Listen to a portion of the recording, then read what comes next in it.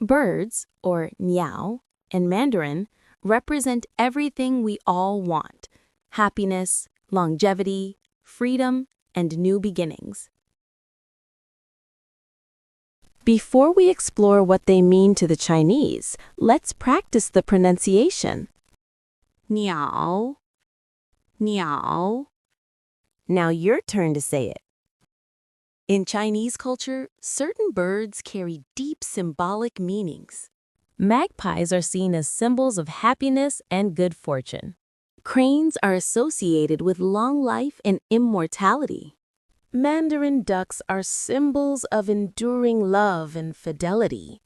The phoenix, or fenghuang, represents virtue, renewal, and auspicious new beginnings.